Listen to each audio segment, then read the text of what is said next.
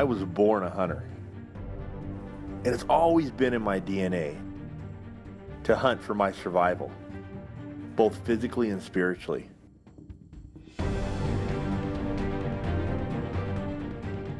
I was raised a steward of the land.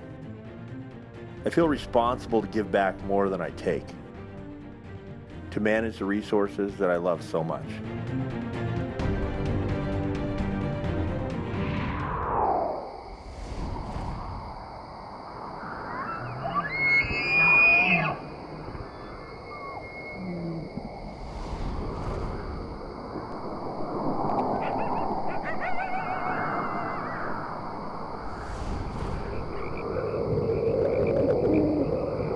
Western Extreme, brought to you by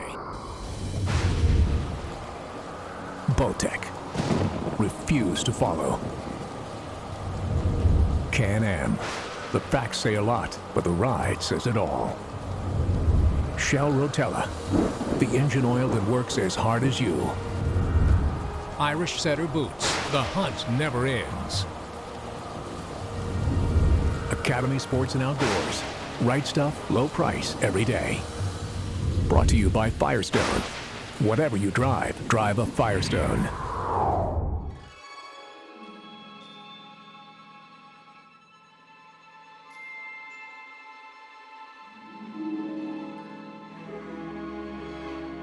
It is said that an average adult cougar will take down 24 deer per year to sustain itself and survive. Think about it. That's 24 tags that will go unfilled by hunters. Imagine if 24 deer lived within a half a mile of your house and you saw them every day, and then they weren't there anymore. How many cats are there? How many could one drainage take and still have game management worthy? Think about it. 12 years worth of tags in a 2-tag draw unit for trophy deer. 12 years worth of deer taken by one cougar. Managing our predator population is extremely important for our future generations and making sure that we're keeping the numbers in check. They're really important animals too, and they're part of the ecosystem, but they have to be managed like every other animal. In the same way that we're managing our deer and our elk herds, these have to be kept in check in order for everything to work in the full cycle.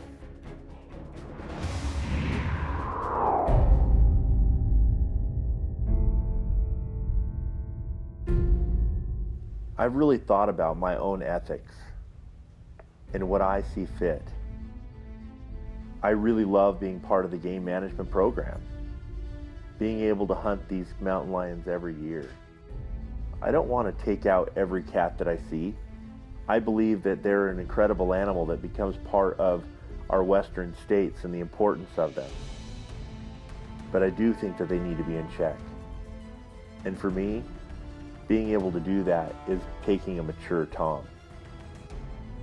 There's just something about it. It's one of the most eerie feelings, knowing that I've been close to potentially hundreds of them, but yet you never see them.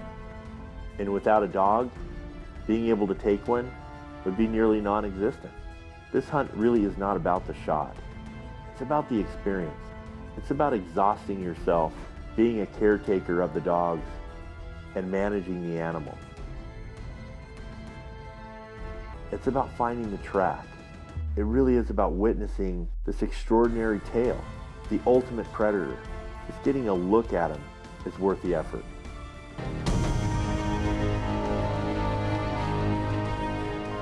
Way before the hunt can start, you have to be able to find the track. For me, in many ways, this is one of the most difficult things that you have to do. We're not just looking for a lion track. We're looking for a big Tom track. Snow conditions have everything to do with it. You start out in the middle of the night, running the sleds up and down every trail, going for miles and miles and miles, wondering if the snow conditions are just right.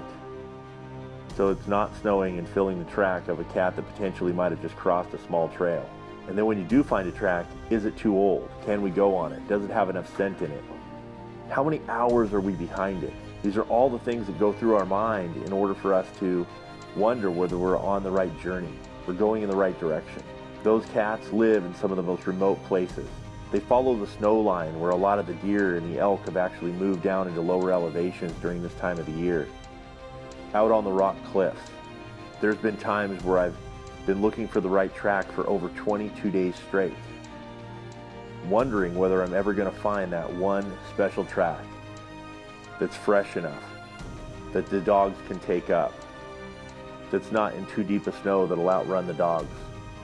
The anticipation is overwhelming.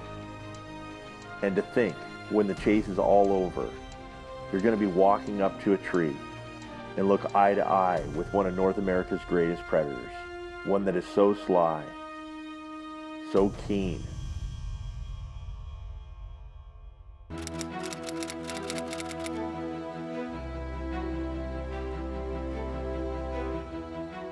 The very first time that I ever got to hunt, I think my dad had a big influence, my grandfather.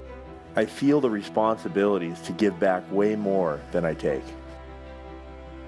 To become part of managing the resource that I love so much. I love to share the things that I've learned and help others to understand what it's like to be outside, to be in wild places, to feel what it's like to be part of something bigger than yourself. I was really taught to be a predator. I learned the art of stealth, concealment, trying everything I possibly could do to hone my skills, to become deadly accurate.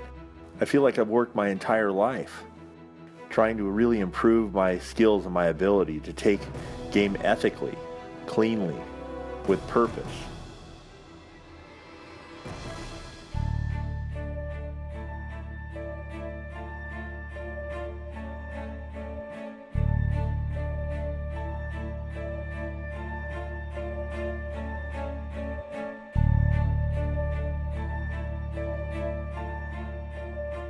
There's only so much you can tell by a track. So it's not unlikely that you would get to a tree and you would have a mature female. And you have a choice. Do you take the mature female or do you wait for a big tom? But as any big cat hunter would tell you, females leave tracks. Females allow us to train the dogs. Females really are bait for the big mature toms that we're looking for. We don't want to kill every mountain lion in every drainage. We want them to thrive and survive just like every other animal that's important to our western states. But it's really about picking those big mature toms. And so there's several ways that you can tell. One way is to look up underneath the tail and see if there's a big black ring. And if there is, you definitely know that it's a mature tom. But when you get that really big tom in the tree, all muscular, you can tell by the girth around his forearms. The female heads are a lot smaller than the males. It only makes sense that if these predators are really kept in check, that there's going to be more opportunity for hunters and wildlife to take that game home for their families. And to be able to hunt these predators is extremely exciting. And it is such a different hunt than hunting a deer or an elk or a moose or even a bear. You know, being a good steward and being ethical and wearing a hunter badge means that we're helping balance that we truly have dominion over the animals that we're responsible for. You know, many times nature serves herself and her own needs. Other times it's up to us to help in conditions and populations flourish. Hunters are truly the greatest conservationists in the world. When a hunter puts value on an animal, there are more of them. We take care of them. There's money and management processes in place in order for us to have a thriving population of animals.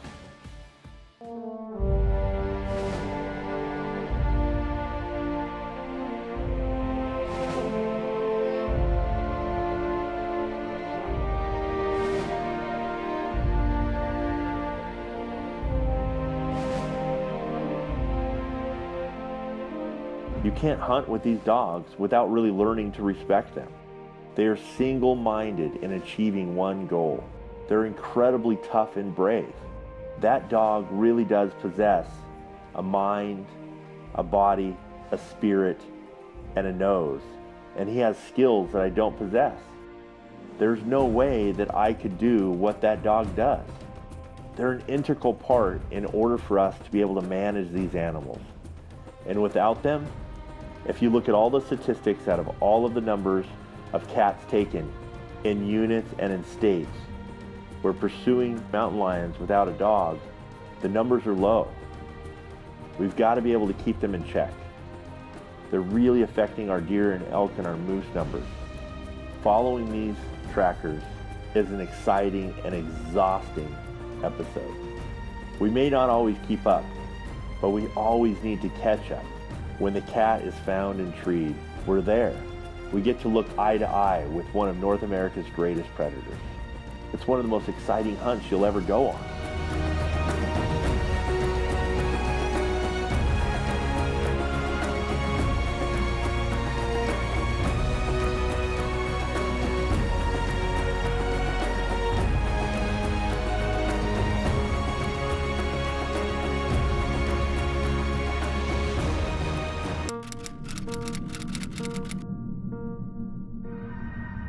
You know, I think a lot about us sportsmen and how we really need to connect together.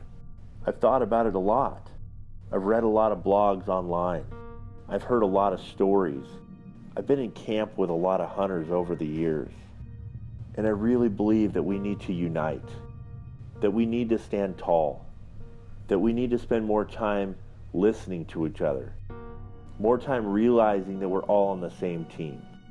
The last time I heard something negative about our sport, it wasn't from a vegan or a vegetarian or an anti or part of the PETA group. It came from one fellow hunter complaining about another hunter or a method of hunting, whether or not it's ethical or not ethical to hunt with a dog, or bears over bait, or a rifle hunter versus a crossbow hunter, or a bow hunter with a high compound versus a traditional recurvist. It doesn't matter the method. We all have one deer tag. As long as we're enjoying it with family and friends and we're passing on the tradition and we're spending our time and our money and our resources in the outdoors and we're sharing our voice with others, our next generation, the people that are growing up, the method of hunting becomes the smallest part. If it's legal and it's ethical, then I believe in it. I'll stand toe to toe with my brother. He may see it a little bit different than I do, but we're all after the same goal. We all need to be good stewards of the earth, show and teach respect of our resources, and stand with one another to protect our heritage. And that is what Western Extreme is all about.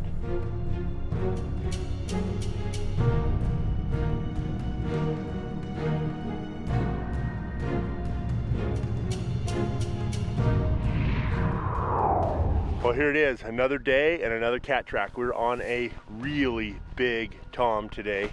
The only problem is we're behind this track from probably about 25 hours, but right here we can see his stride and how he's come up in there. We're gonna go ahead and measure. I'm there at the front. We have 45 inches. A 45-inch stride. That's a really, really big mountain lion. Out here in British Columbia, the biggest cats in the world live here. We measured one a couple of days ago at 47. And so this is a really big, mature tom, exactly what we're looking for. You know, sometimes the pads can kind of like fool you, but the stride is really where it's at.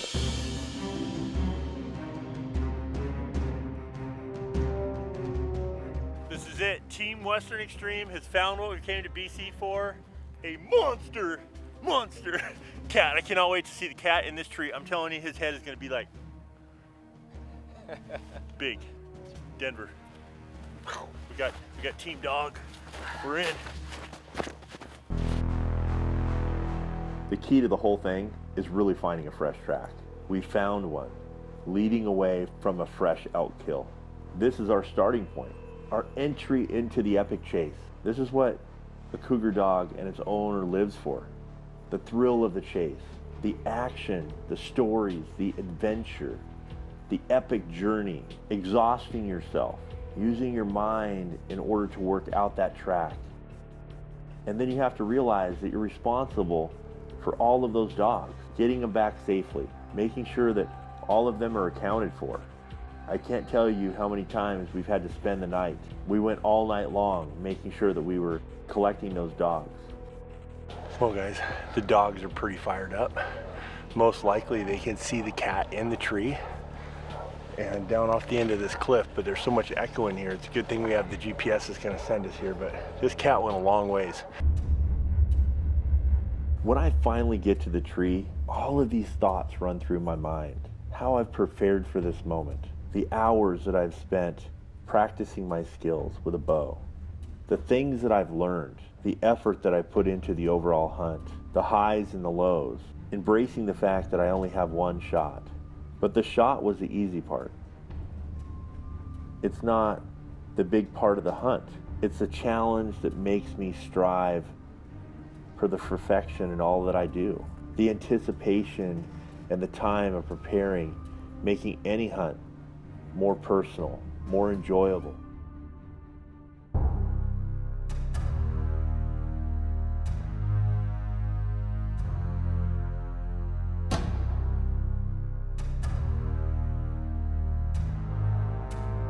When you get to that tree and you look and it's that first glimpse, it's most likely the very first time that a predator and a hunter have ever laid eyes on each other. And without this experience with a dog, we would never see one. Here's an animal that lives right where we live. They hunt right where we hunt, but yet we never see them. Being around a mountain lion can be eerie. They stare you down. They're extremely calm. You can tell that they're intelligent and they think about every move. They're so sly. The ultimate predator in North America. This is one of the coolest experiences I've ever had in my life. I've been able to hunt mountain lions, all over the West, and he literally treed on the edge of this huge cliff. And this is a really big, mature tom. We're gonna go ahead and take this tom. And this guy is responsible for tagging 24 hunters out. He'll kill 24 animals in the course of a year, one cat. And so it's really important that we're keeping these things in check. And this is a big adult tom. This is exactly what we're looking for, but this is a really, really amazing quest and an animal that you have to respect. It lives and hunts right where we hunt, and we never see them. And it's just a spectacular, spectacular moment. The final thought as I approach this treed cat are ones of wonder at the creature that I love to chase. A finality because we have reached the end of the pursuit.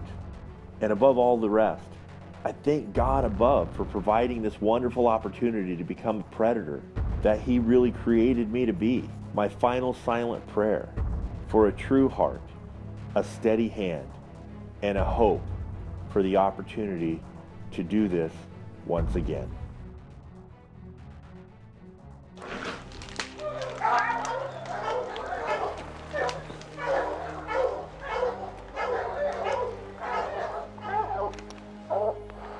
Well guys, what a successful hunt. Really, really excited. I love hunting mountain lions. If any of you have never come out and experienced this entire hunt, it's different than anything you'll ever do. It's really extraordinary. My heart is filled right now. Just really, really an amazing hunt. It's humbling. I'm telling you, it's humbling to be here with them. Once exhilarating and yet bittersweet. I never really want the chase to end. It's a battle inside me. It's one of the most worthy opponents, a majestic and proud beast, a chase that I feel privileged to have been part of, to have witnessed, and to have finished. Well, our goal here on Team Western Extreme this week was to shoot a monster cat, and we have done that. Check the record books out. The largest mountain lions in the world live right here in British Columbia, right over the border from my home state of Washington, and it's extraordinary. Now, if you were ever hunted in the Western United States, there'd be 6 or 7 guys checking out each canyon, running up and down with sleds, throwing the dogs out, leaving the females shooting a few toms, right? And so there's a lot of competition. But here in British Columbia, Denver here has 1,300 exclusive square miles to be able to hunt in. Think about that. So we've got a lot of territory to be able to have that, and including the largest moose population in all of British Columbia and a big number of deer that come down in the winter range that you can actually hunt. So if you've ever looked for a moose hunt or you're looking for the ultimate cat hunt, I'm telling you guys, this is our 6th cat that we have treed in 9 days. I mean, think about that. Every day we found a track or multiple ones, And just about every day we threw the dogs down and caught a cat and brought it to you here on Western Extreme, and then we finished it up with a gigantic tom. If you've always wanted to go on the ultimate cat hunt, I want you to close your eyes and I want you to remember the single largest outfitter name we've ever shown here on Western Extreme. Okay, so it's K, the letter K, and then 9, and then apostrophe, then S, and then cougarcanyon.com. So think about that, K9cougarcanyon.com. Now, how did he come up with that? This guy has 7 kids, and then him and his wife, and he loves dogs, right? And so he's a Christian, he's super ethical, he works really hard, and I'm telling you, this is one of those great hunts, one that I'll never forget, one I had so much fun on. Denver, thank you so much, dude. We really do appreciate what you did, and this is like one of those special animals in North America that we don't get to see very often.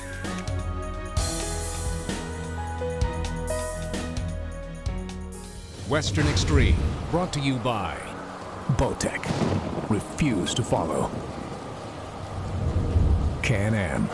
The facts say a lot, but the ride says it all. Shell Rotella. The engine oil that works as hard as you. Irish Setter Boots. The hunt never ends. Academy Sports and Outdoors. Right stuff, low price, every day. Brought to you by Firestone. Whatever you drive, drive a Firestone.